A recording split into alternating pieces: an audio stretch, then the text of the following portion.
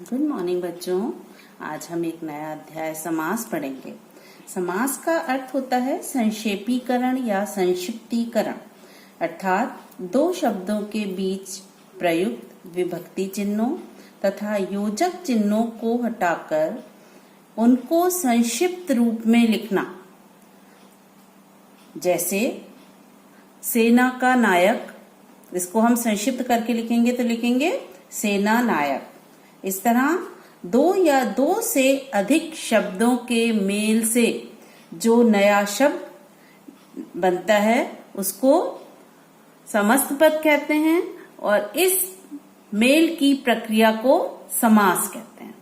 समास होने पर बीच की विभक्ति शब्दों और आदि अव्ययों का लोप हो जाता है, अर्थात अव्यय जो शब्द होते हैं वो लुप्त हो जाते हैं। जैसे गंगा का जल, इसको हम संक्षेप में लिखेंगे तो इसका समास बनेगा गंगा जल। यहाँ पर का विभक्ति चिन्ह का लोप हुआ है और गंगा का जल का संक्षिप्तीकरण होकर गंगा जल समास बना।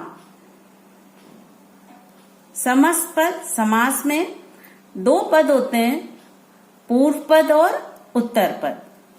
पहले पद को पूर्व पद तथा दूसरे पद को उत्तर पद कहते हैं। जैसे गंगा जल, इसमें गंगा पूर्व पद है और जल उत्तर पद है। समास विग्रह था समास का विच्छेद करना, समासिक शब्दों के बीच के संबंध को स्पष्ट करना समास विग्रह कहलाता है। कैसे?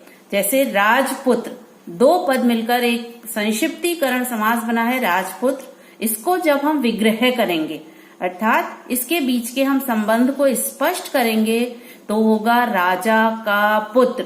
ये होता है समास विग्रह। समास था हमारा राजपुत्र, इसका विग्रह होगा राजा का पुत्र, अर्थात हमने इसके का विभक्ति चिन्ह जो कि लुप्त था उसको स्पष्ट कर दिया है राजा का पुत्र। ये कहलाता है समास विग्रह। अब समास के 6 भेद होते हैं। पहला समास है अव्ययी भाव समास। जिस समास का पहला पद प्रधान हो और वह अव्यय हो, हमने अव्यय 8th क्लास में पढ़ा है, अविकारी शब्दों को अव्यय भी कहते हैं, उसको अव्ययी भाव समास कहते हैं। जब समास में दो पद होते हैं, जब पहला पद अव्यय हो तो वहां पर अव्ययी भाव समास कहलाता है। जैसे यथा मति, मति माने बुद्धि, बुद्धि मति के अनुसार। आमरण, मृत्यु तक, मरने तक। इनमें यथा और आ क्या है? पहला पद क्या है? ये अव्यय है, अव्यय अविकारी शब्द। स्पष्ट हुआ। अव्ययी भाव समास में क्या होता है? जिस समास का पहला पद प्रधान हो और वह अव्यय हो वहां पर अव्ययी भाव समास होता है। जैसे प्रतिदिन माने इसका विग्रह होगा हर रोज। प्रति क्या है?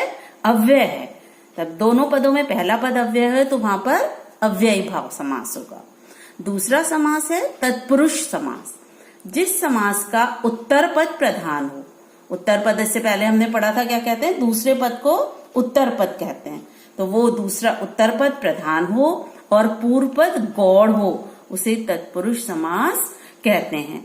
तत्पुरुष समास में कारकों के विभक्ति चिन्हों का दोनों पदों के बीच में लोप होता है, अर्थात वो जब हम समास बनाते हैं दोनों पदों का तो वो कारकों के विभक्ति चिन्ह लुप्त हो जाते हैं। जैसे तुलसीदास कृत, तुलसी द्वारा लिखा हुआ, तुलसी द्वारा कृत या तुलसी द्वारा रचा हुआ को जब हम संक्षिप्त रूप में उसका समास बनाएंगे तो हो जाएगा तुलसी कृत के द्वारा